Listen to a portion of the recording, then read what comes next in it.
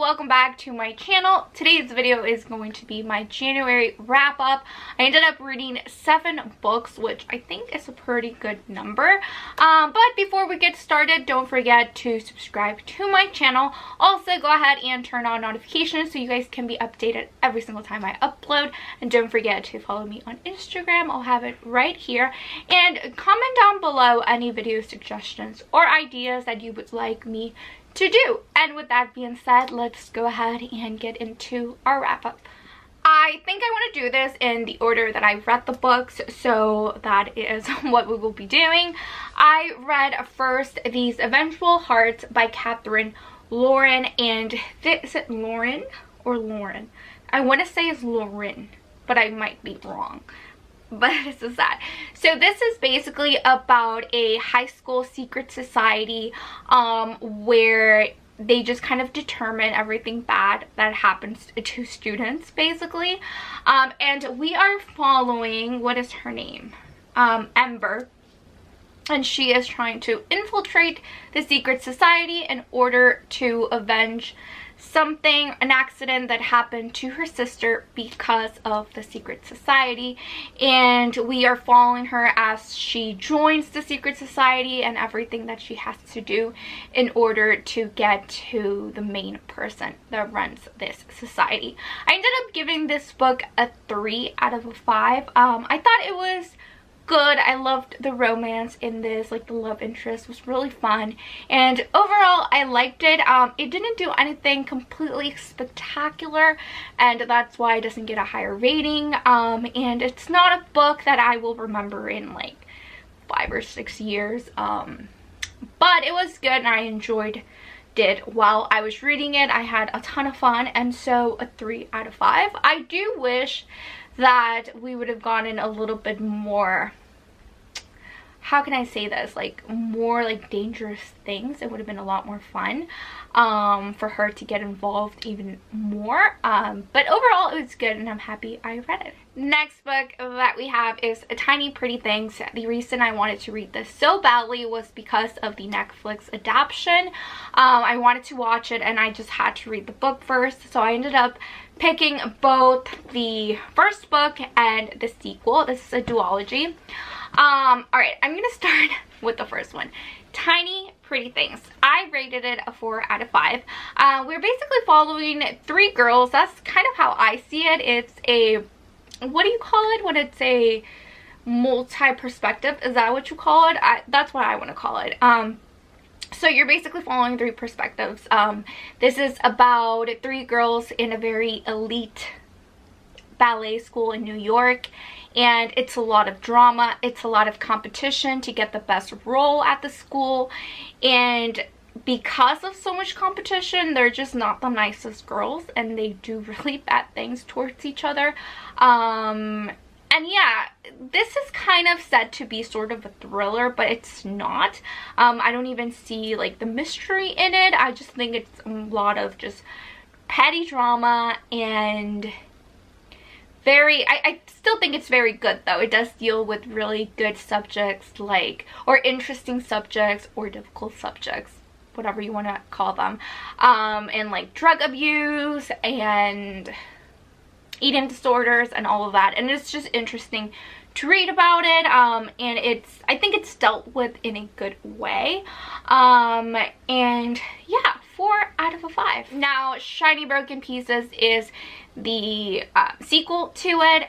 It's really interesting because it doesn't even feel like it's another book. It's just sort of a continuation of what you were already reading, so we just get more development and growth from the characters, and you just get to know them even better. So I thought that was awesome. I actually ended up liking this one even more than Tiny Broken Things, or Tiny Pretty Things. Sorry, they have familiar names. So I ended up rating this one a 4.5 because I really enjoyed it. Now I do want to let you guys know that we are following a character named Gigi, which in my opinion she's the main character. Even though we do have 2 other ones, I think Gigi is like the main one, and I hate her. I hate her. I said that weird. I completely hate her. I hate her. My favorite character is June in this story. So just putting that out there that I dislike Gigi Gigi, very much. And I did end up watching 2 episodes of the Netflix adaptation, and it was absolutely terrible. In my opinion, it was horrible. I couldn't even finish it because it's not even close to what the books are about. So there you have it. That is my opinion on the show. I don't know if you guys remember, but from my TBR video, I mentioned that I'm doing Kayla from Books and Lala's Buzzwordthon challenge, where it's you get a word every month and you find a book with that word. And so for this month, the word was dream, and I chose Dreamland is Burning, which is a historical fiction, and it's a really good book. I ended up giving it a 4.5. I enjoyed it very much, and I will say that I do not enjoy historical fictions as much. I think they're just too heavy for me. You know, I kind of like more light things and more of like thrillers and stuff like that doesn't deal with things that actually happen. Sometimes it can be hard to read, but I think it's important for you to read this. This book was absolutely wonderful. I loved it so much. It's pretty long. Is it long? It's about 400 pages, I want to say, give or take. And I read it in like 2 days because I was just so intrigued by the story. I loved both characters that we're following. Again, it's a multi-perspective told story. So we are following, what's her name? Riley, I think her name is. It's not Riley. Who are we following? We are following Rowan. There you go. Rowan and Will. Rowan, we're following her in the present, so I believe like 2020. And then we're also following William in 1921, when the Tulsa riots happened or were about to happen. And it's just so fascinating how both of their stories kind of intertwine together. She finds a body in her backyard, and it kind of turns out to connect her story with William's, and it's just amazing. It's one of those books, I don't know if that's ever happened to you guys, where you read a book, it's told by 2 different characters, and you always kind of appreciate one story more than the other one. This didn't happen to me. I loved both stories, and I didn't mind, that's my mom, and I didn't mind switching between storylines. I was just really enjoying both of the stories. Her character growth is beautiful, as well as William's, and overall I recommend it 100%. The only reason it did not make it to the 5-star rating is because I would have liked a little more mystery. I would have liked a little bit more drama towards the end, but overall it is a amazing book, and it's probably one of my favorites that I've read this month for sure. It was great. Which honestly goes to show how awesome these challenges are, because that's not a book I would have ever picked up, because it is historical fiction, and I would have been like, nope, not happening. And I was kind of forced into getting it, and I freaking loved it. So what a great way, right, to discover books. Okay, and this book is by Jennifer Latham. Next up, I picked up The Hating Game by Sally Thorne, and this is a book that Noelle Gallagher really loves. She's like obsessed with this book, and I thought I'm probably gonna love it as well, and I did. I want to say I did. Did I love it as much as she probably loves it? No, but that's okay, because everybody has different tastes in books, so that's completely fine. It was still a 5 out of 5 for me. I think it's lower in the 5 out of 5 range. I did really enjoy it. I thought it was fun, a very easy read. Was I 100% convinced with the romance? No. I had a few issues, but overall I did really like the story, and I would read it again, and part of me wants to give it a 4.5, but I feel pressured to give it a 5 out of 5. No, I'm kidding. It is a 5 out of 5. I'm just really picky with love stories and with these kind of characters where everything has to be completely perfect to how I like it, and that's never going to happen. And so certain things do annoy me. I'll say one thing that annoys me is his bedroom. which is so dumb. I know, it's so dumb. But something in his bedroom really annoys me. And if anybody has read this book, you guys probably know what that thing is. And I find it so unbelievable and just obnoxious. But I did really like it. So it is a 5 out of 5 because I had so much fun and it was great. It was a great love story. You know what? Why can't I just like it? I liked it and it's okay. I liked it. It was good. 5 out of 5. And I'm excited for the movie coming out with one of my favorite actresses, which is Lucy Hale. I love her because I was a huge Pretty Little Liars fan. So as you guys can probably tell, there's a hair there. Things were going really well this month. I was just with a bunch of 4s and 5s and I was just excited.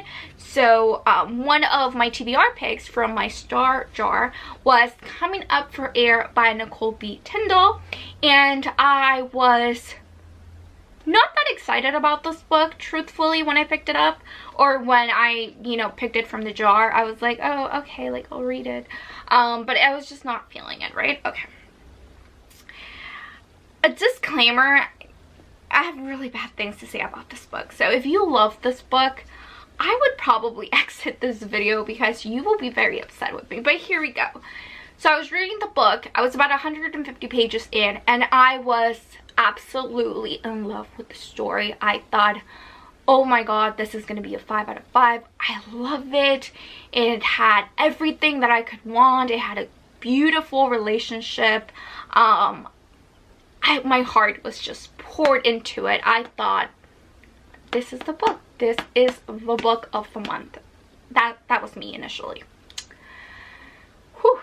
Whoa, did we go down very, very, very quickly. I ended up giving this book a 2 out of a 5. I would give it a 1 out of a 5, but I'm not that person and I don't want to be that person. So I'm gonna give it a 2 just because I did love the first like 100 pages. So it's a 2 out of a 5. I have a lot of issues with this book. Okay. So we're following Hadley. She's our main character, Hadley. And she has had, you know, a boyfriend prior, and she's hadn't had the best, how can I put this, experience watching her sister, her older sister, with relationships. So she kind of doesn't really believe in love, doesn't really want to have a relationship at the moment. She's just, you know, just not feeling it at the time. She's also going through things in her life, but she meets Brandon. There's something on my camera, or what is that? No. She meets Brandon, and Brandon is this athlete, a professional swimmer at her school who is trying to get a scholarship. Swimming is extremely important to him, and they just connect. Like, something happens and they connect, and they have a really cool story of like how they meet and how they speak, and just like their connection in the book. You really feel it. It's beautiful. You're like, wow, like they're just meant for each other. That's how it seems, you know. I don't want to say a ton about this book because I don't want to spoil it for anybody. I feel like I'm gonna make a whole separate video talking about this book, ranting about this book, and if you do want to get it spoiled, then watch that video that I'm gonna make, or go to my Goodreads because I'm gonna put a very lengthy post on there. And it's basically deals with both of them dealing with things in their lives. She's dealing with her mom's cancer, which is tragic, and he's also dealing with something which I won't say because you will find out as you're reading it. And he is the most supportive boyfriend I've ever met in my entire life, or I've ever read about. He is there for her through everything with her mom's diagnosis. And wow, I can't even explain to you guys how terrible this book is. So the slogan for this is "Don't let love pull you under," right? So I thought there would be like really bad things that happen, and that's why she's not, I can't even explain it. I can't explain it, you guys. I can't without spoiling it. I'm just gonna spoil it. So disclaimer, spoiler right here. So when you don't see the spoiler section, then you can move on. So basically he becomes injured. Like I said, he's a swimmer. He becomes injured. He gets on pills to help with the pain. He cannot get surgery because he's trying out for the scholarship. It's very important to him. He's very pressured by his parents, by his coach. It's something that he's worked for his entire life, right? Okay. He goes on pain meds. Because he keeps taking them in order to even swim even more competitive, he becomes intolerant to them. He builds up like a tolerance towards the pain meds, which creates an addiction. It happens so much to so many people out there. It's something that's extremely common for people to get addicted to these pain meds when an injury happens. And so, yeah, he becomes addicted to it.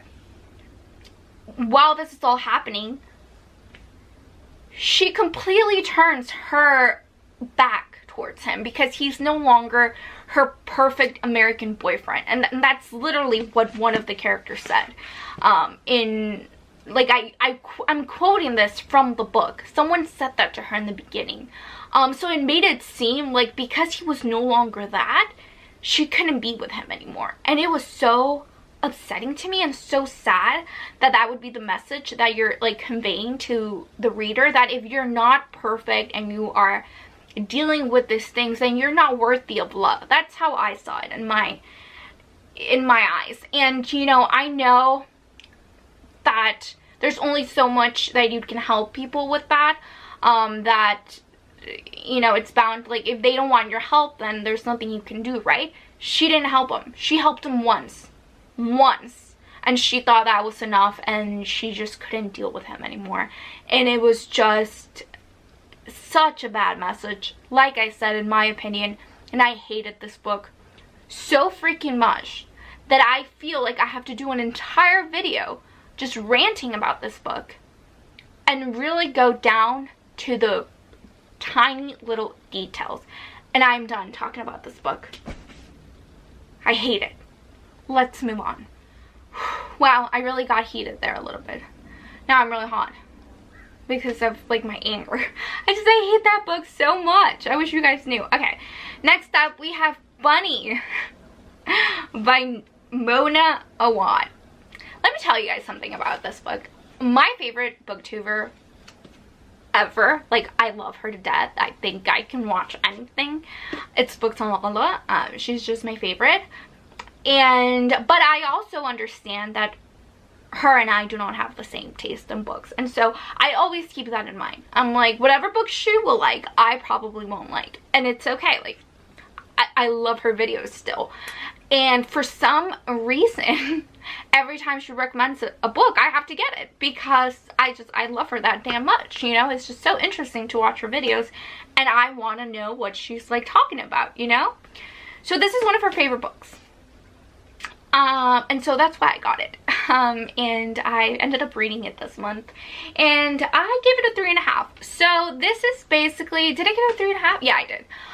This is basically about this girl that goes to this very prestigious art school, or like writing school for like writers and poets and artists. And yeah, she joins this group of girls called the Bunnies, and she, at first she really hates them, but then she kind of wants to really just belong, and she feels lonely. And because of the acceptance that these girls like want her to be in their group, she accepts.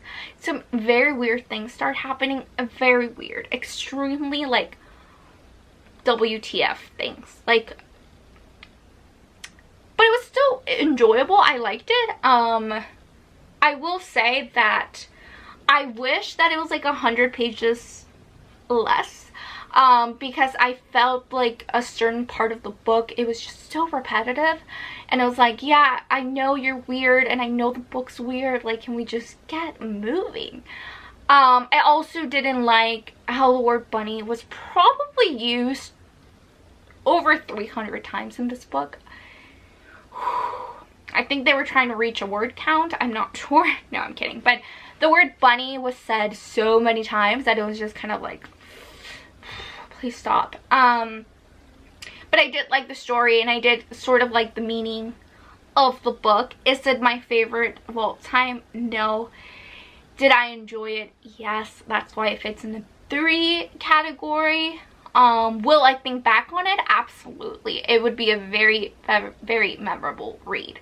Why didn't it hit a 4? Because it was just too weird for me to hit a 4, and because of that chunk of pages where I thought it was really unnecessary. And also, I will never look at bunnies the same way ever again. So there you have it. So I mean, do with that information as you wish. So I hope you guys enjoyed this wrap up. I know I got a little bit too heated and too passionate while I was discussing coming up for air, and I do apologize for that. But I mean, I get passionate about the things that I read, so yes. I hope you guys enjoyed the video, and I will see you guys on my next one. I think the next one will probably be my February TBR, but we shall see. I'm still waiting for a book, so I have to wait a little bit. And yeah, thank you guys again so much for watching, and I'll see you guys next time. Bye. We could leave the Christmas lights up till January.